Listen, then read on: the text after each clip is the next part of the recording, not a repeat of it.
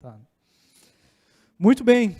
Então, meus irmãos, quero convidar vocês a nós pensarmos sobre algo hoje na palavra de Deus. Eu já ouvi mais de uma vez, inclusive eu já falei mais de uma vez, uma coisa que hoje eu já não acredito mais que seja verdade. Que a Bíblia em nenhum momento diz que Deus quer que nós sejamos felizes.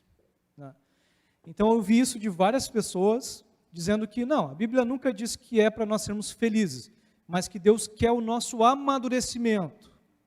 Muito bem. O título da minha mensagem hoje é Mais Felizes, porque eu acredito sim que a Bíblia nos convida a sermos felizes. E interessante que a Bíblia traz várias direções de como nós sermos mais felizes pela maturidade.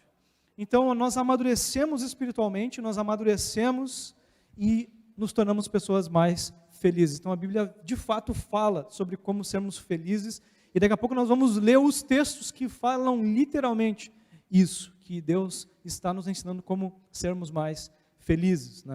Interessante que uma coisa importante para começarmos a falar sobre felicidade é algo que nós já cantamos em várias canções aqui. Nós cantamos numa canção que diz: sem Jesus não dá para ficar, sem Jesus não dá. E de fato, esse é o primeiro segredo da felicidade. Jesus é a vida verdadeira. Então em João 10:10 você pode ler isso. Em João 14:6, muitos conhecem o versículo que Jesus disse: eu sou o caminho, a verdade e a vida.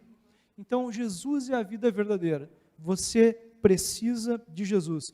Porque a vida sem Jesus, ela não é espiritualmente saudável. E quando você não está espiritualmente saudável, isso acaba respingando no teu emocional e no teu físico também. Então a vida como um todo não fica saudável, não fica satisfatória. Então nós precisamos de Jesus para encontrarmos satisfação. Essa é uma das verdades muito importantes de hoje. Nós precisamos de Jesus para encontrar satisfação. As coisas desse mundo não vão nos satisfazer porque o Criador não nos criou para que elas nos satisfizessem. Então o cristianismo, e eu estou falando só coisas aqui básicas, para chegar onde eu quero, eu preciso falar elas primeiro. O cristianismo é um relacionamento com Jesus. E eu quero te chamar a atenção para isso. O cristianismo é um relacionamento com Jesus. Então, não adianta você estar participando de atividades religiosas, você está seguindo princípios morais, você está seguindo bons costumes que a Bíblia orienta. Se você não tiver um relacionamento com Jesus, você não vai encontrar satisfação. Você não encontrará o cristianismo verdadeiro. Então você precisa de um relacionamento com Jesus. E é um relacionamento mesmo de falar com Ele, de andar com Ele, de tentar ouvir Ele, de tentar entender o que Ele tem para ti. É um relacionamento com Jesus. Eu disse há um tempo atrás aqui, e nunca mais me esqueci do que eu mesmo falei, que Deus é amor, mas o amor não é Deus. Então você amar as pessoas não significa que você tem relacionamento com Deus. Você precisa ter um relacionamento direto com o Senhor Jesus. Então isso vai fazer com que a sua vida tenha sentido. Ter sentido na vida é isso.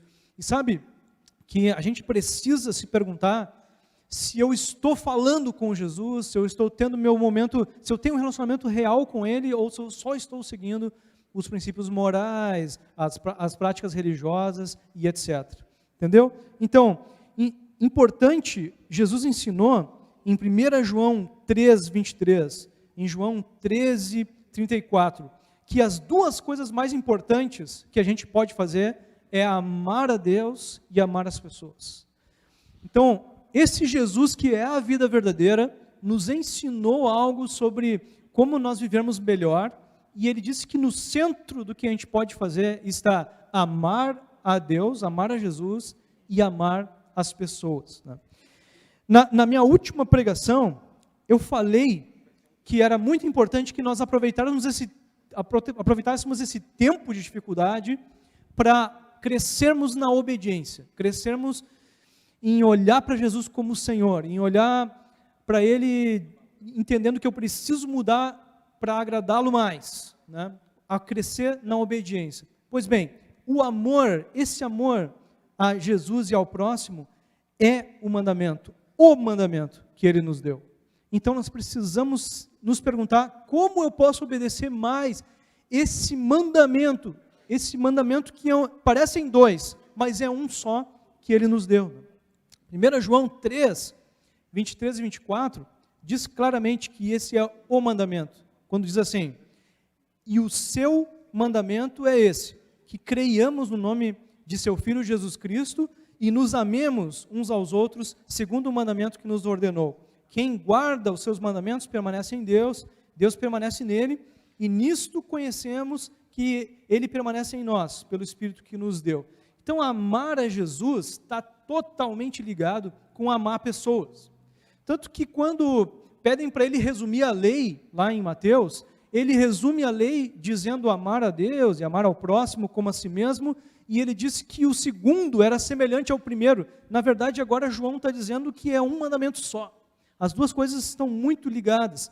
E esse João que falou isso, quero te convidar a você abrir a sua Bíblia no livro de 1 João, nós vamos ler diversos textos lá, 1 João, primeira carta de João.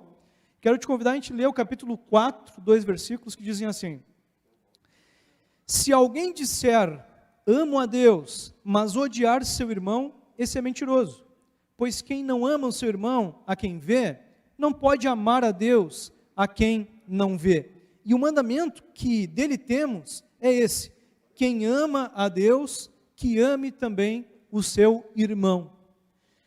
Então, Eduardo, mas por que tu está falando isso? São coisas que a gente já está cansado de ouvir, né? Eu estou te falando isso porque esse tempo que nós estamos vivendo, esse é um tempo de nós pensarmos mais nos outros do que em nós mesmos. Todos os tempos foram esses, né? Todos os tempos são para isso, mas nesse tempo nós precisamos cuidar mais dessa direção que Jesus nos deu. Você precisa pensar mais nos outros do que em si mesmo, como Ele nos ensinou. E esse texto está dizendo que se eu não amo o outro, eu não tenho como amar a Deus.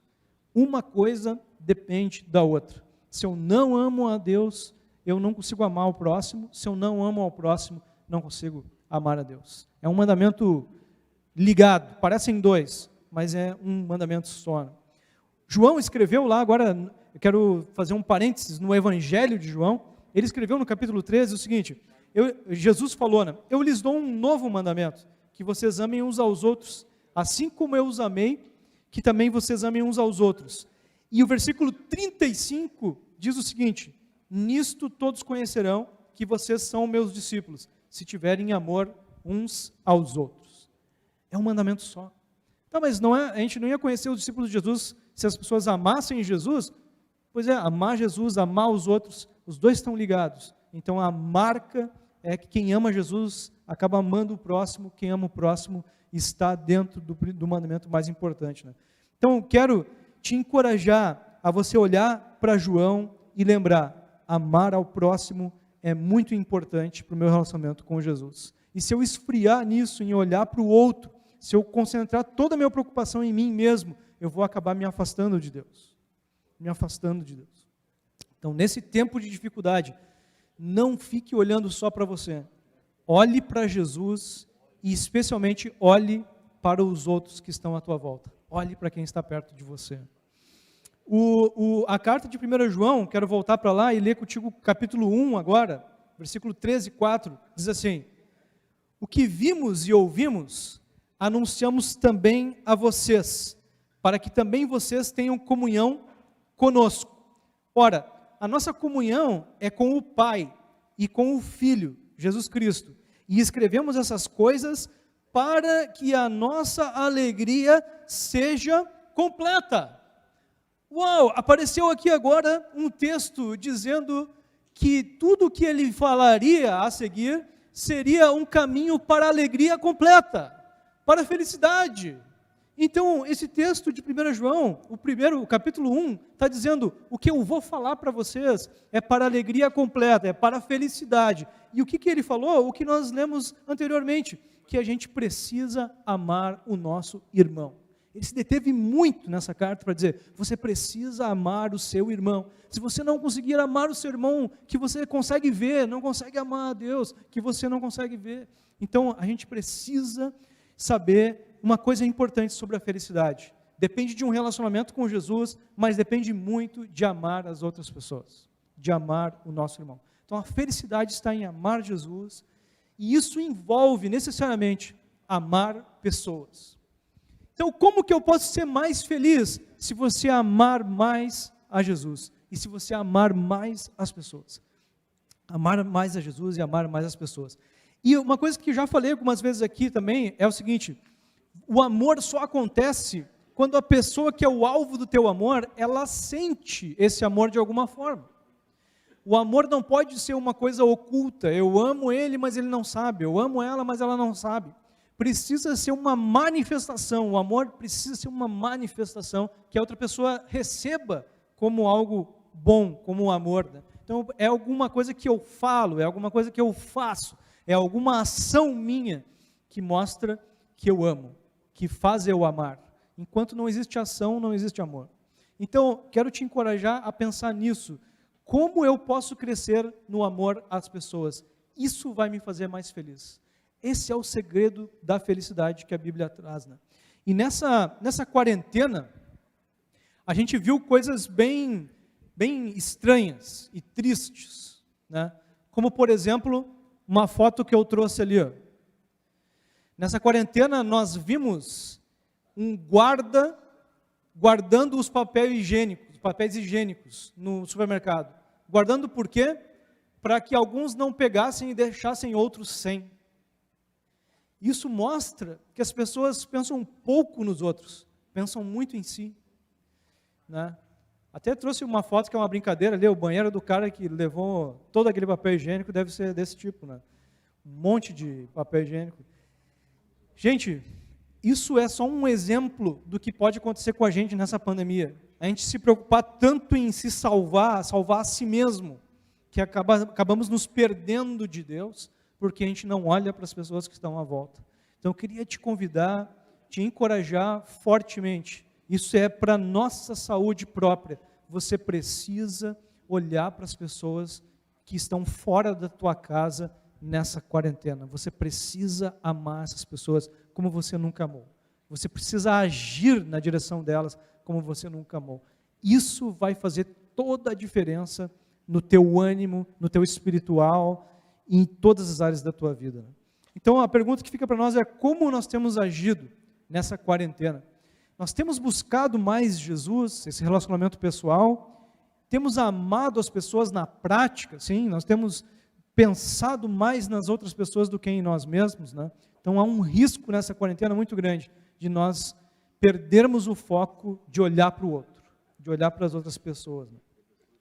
Sabe, eu trouxe um exemplo ruim, né? Mas há uma semana atrás, ou mais, umas 2 semanas atrás, eu tive uma experiência muito interessante. Eu estive visitando um amigo meu que gerencia uma comunidade terapêutica, pastor amigo meu, e eles têm lutado um dia atrás do outro pelo sustento. A vida deles não é nada fácil, e nessa quarentena se dificultou mais ainda, e ele estava me pedindo para que eu enviasse um dinheiro que eles tinham arrecadado para a África. Ele me pediu para enviar um dinheiro para a África. Então, é aquela questão, isso é olhar para o próximo. Uma pessoa que pensasse, sei lá, só olhando para o orçamento, diria: por que tu vai te preocupar com a África? Te preocupa com os teus, te preocupa com aqueles que estão perto de ti. E eles estão olhando lá para aqueles, e amando aqueles, e querendo o bem daqueles, né? Então, eu queria que a gente olhasse de fato para as pessoas que estão ao nosso redor, nessa quarentena. Cuidado, para que você não fique focado demais em você mesmo, né? Então, a gente precisa cuidar com essa tendência que a gente tem de pensar em nós mesmos, né? Agora, eu queria convidar vocês, e esse é o foco da minha palavra de hoje. Até aqui foi só a introdução, tá? Não, estou brincando. Essa palavra é muito focada em 1 Timóteo capítulo 1. Eu quero convidar você a abrir agora esse texto, e você vai entender por quê.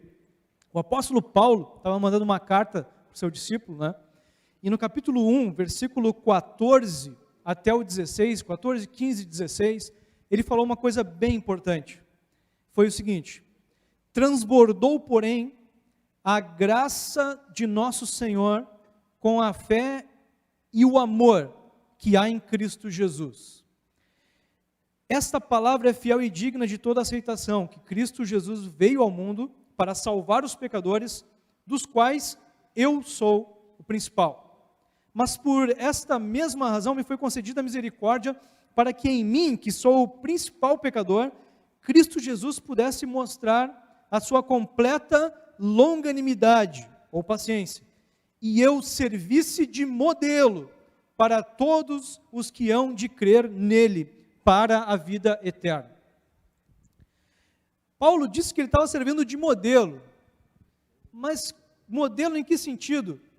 Modelo, um exemplo de como a graça e o amor de Deus são grandes e são acolhedores.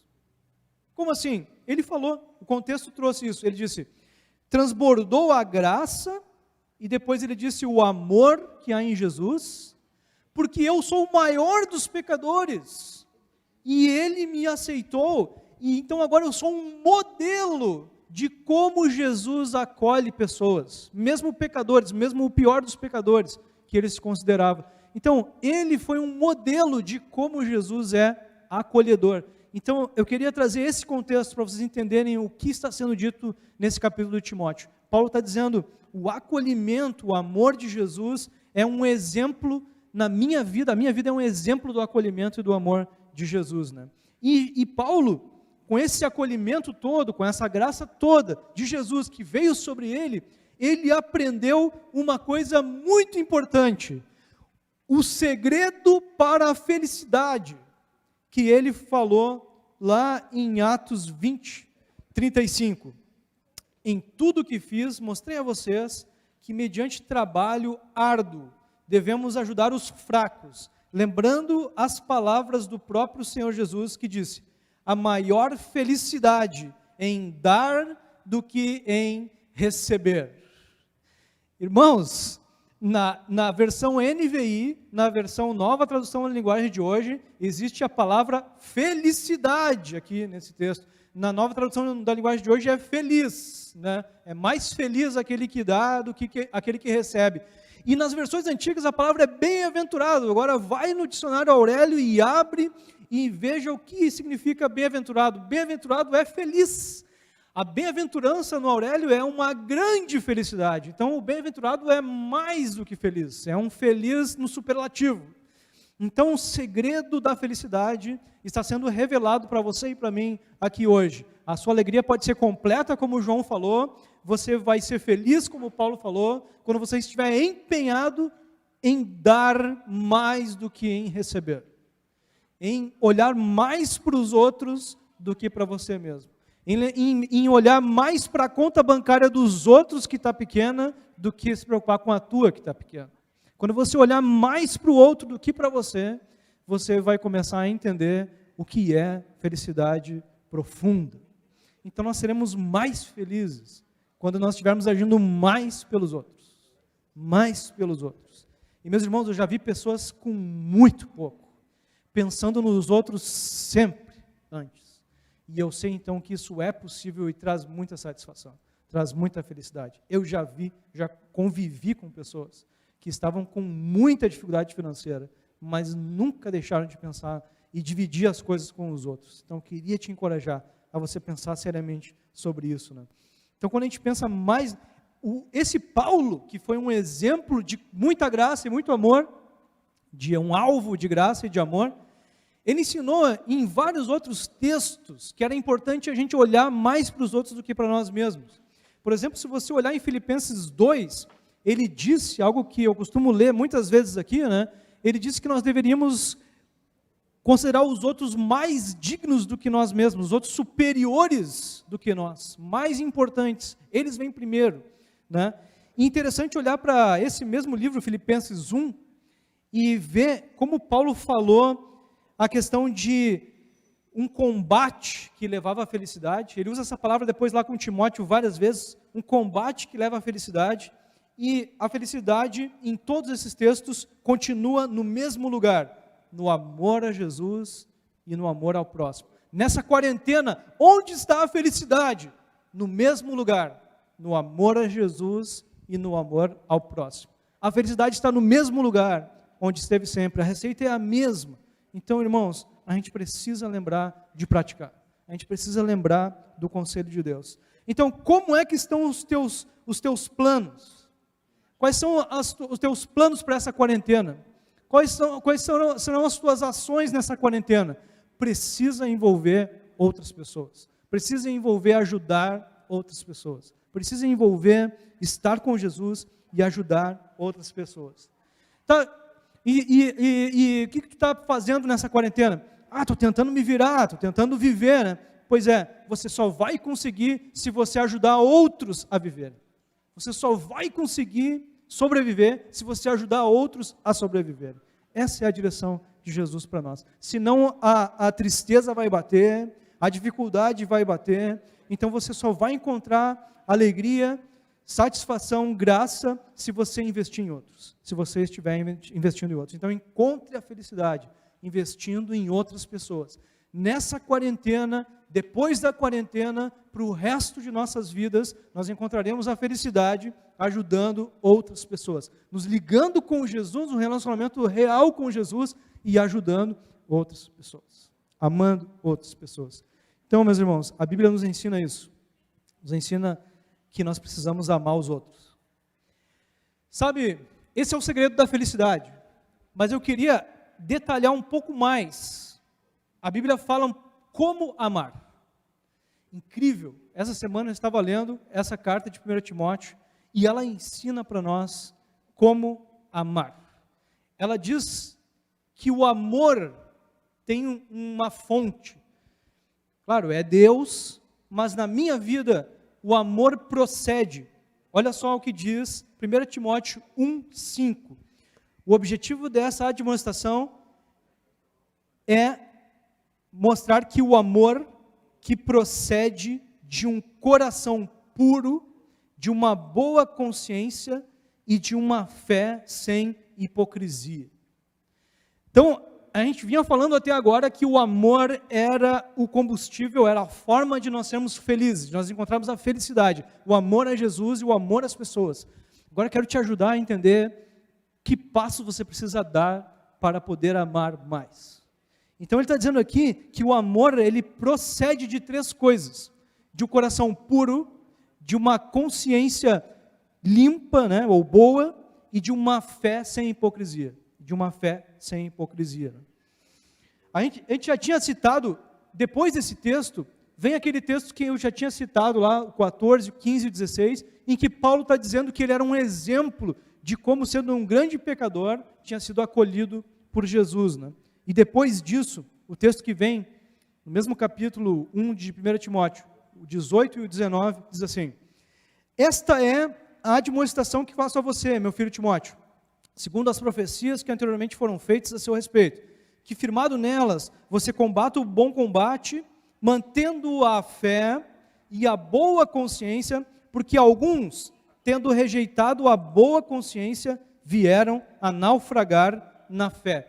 Então aqui tem um detalhe importante, que se você abandonar a boa consciência, você vai acabar perdendo a fé também. Então, dito isso, eu quero que você guarde uma segunda verdade para você, nessa noite, para a sua felicidade.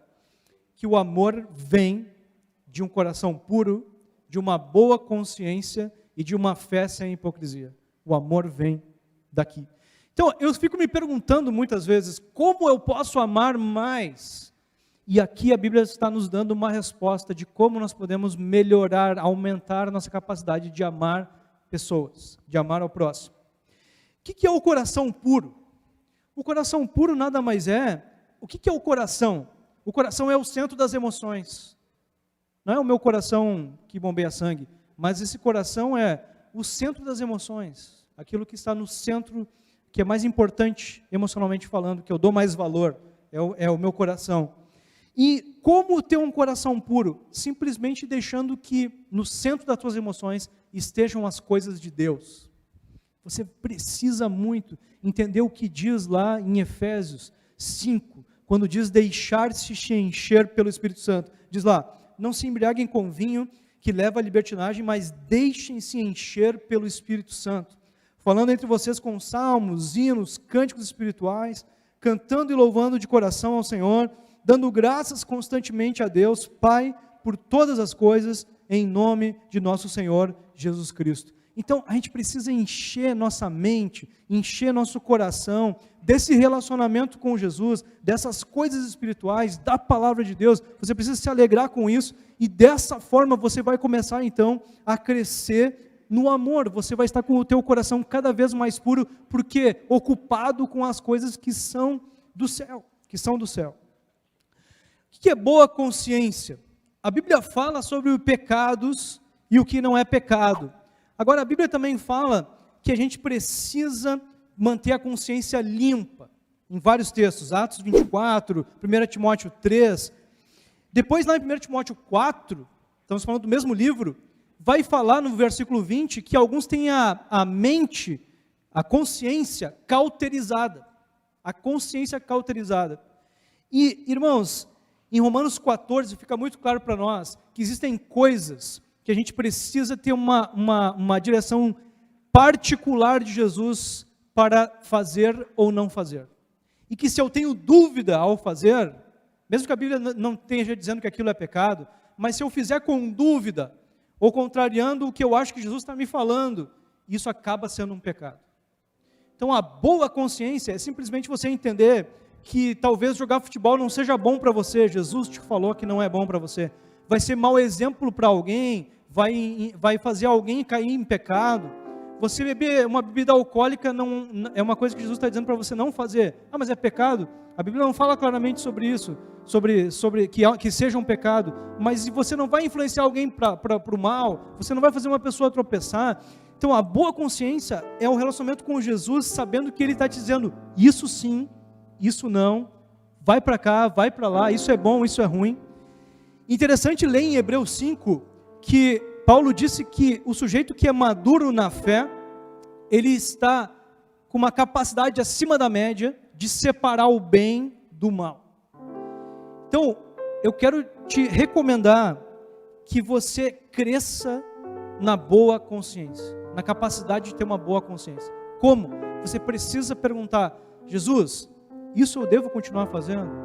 O que eu devo parar de fazer? O que não está legal? O que eu estou fazendo e estou me convencendo de que não é tão ruim, de que não é pecado? O que eu estou fazendo? Você precisa crescer na boa consciência. A boa consciência vai começar a te ajudar a agir e tomar decisões pensando mais nos outros do que em você mesmo.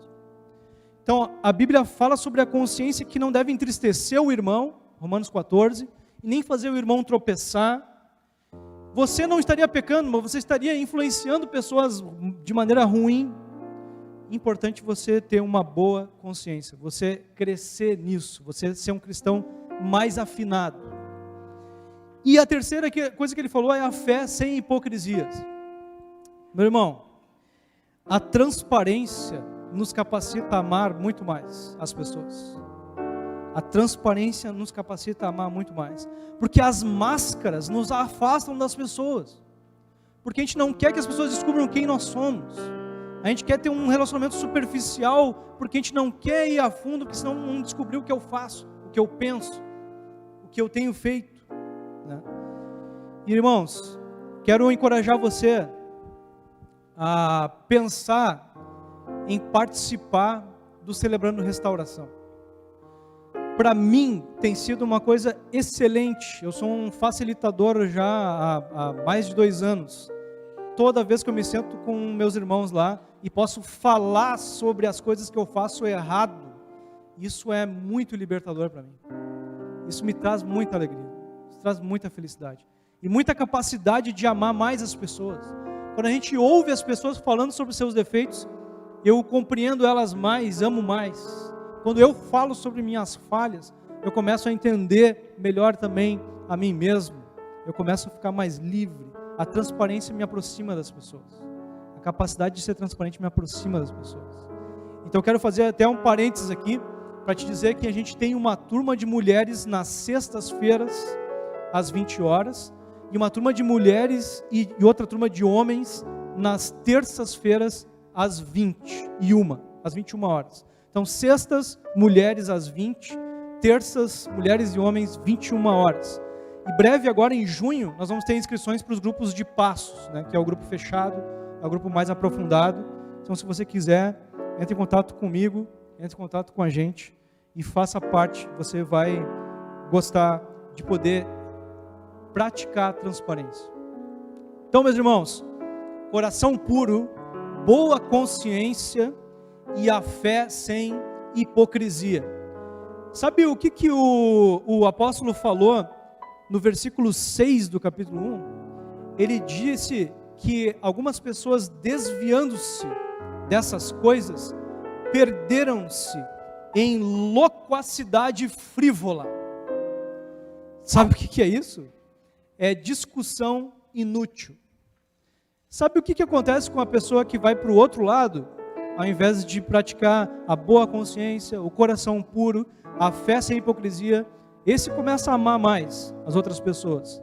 As pessoas que vão para o outro lado, sabe o que começam a fazer? Discussões inúteis. Era o caso ali que Paulo estava trazendo. Então, se a gente deixa essas coisas, a gente começa a se combater um ao outro. A gente começa a se afastar um ao outro. A gente começa a querer ter mais razão que o outro. Então, eu queria te encorajar fortemente a você pensar sobre isso. A você pensar como Jesus pode te ajudar a ser mais feliz. Você tendo um relacionamento com Ele, você decidindo amar, olhar mais para as pessoas que estão perto de ti, estão longe de ti, olhar para o próximo. E o caminho para poder amar mais o próximo é dado aqui em 1 Timóteo capítulo 1. Que você tenha o coração puro, se encha com as coisas do Senhor, que você tenha a consciência boa, que você cresça em aceitar aquilo que você deve parar de fazer, que você cresça na boa consciência e que você viva uma fé transparente, cada vez mais transparente. Isso vai te levar a altos níveis de amor e altos momentos de alegria e felicidade com o Senhor. Então te aconselho, te recomendo fortemente a você ler de novo esse texto e você deixar que Jesus te faça uma pessoa mais feliz. Amém?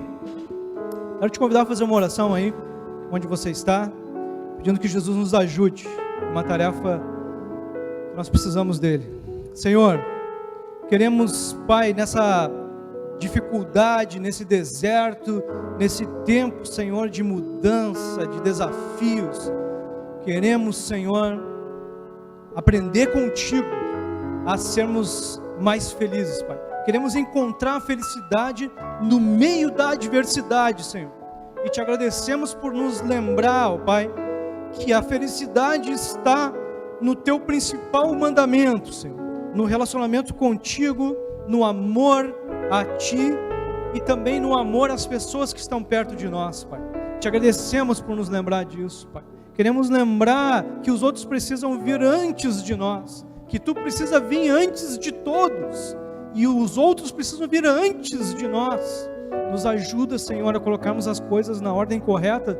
Queremos, Senhor, precisamos da felicidade que vem do alto, Pai, e pedimos também que tu nos ajude a estarmos lembrando do caminho que precisamos trilhar, de estarmos, Senhor, nos enchendo do teu Espírito, de estarmos, Senhor, crescendo na boa consciência e de estarmos, Senhor, vivendo a transparência de forma mais profunda, Pai. Obrigado, Senhor, por nos lembrar, por nos dirigir nessa noite, por nos ajudar a entendermos como podemos ser felizes no meio da dificuldade. Te louvamos, Pai, e oramos agradecidos em nome de Jesus. Amém.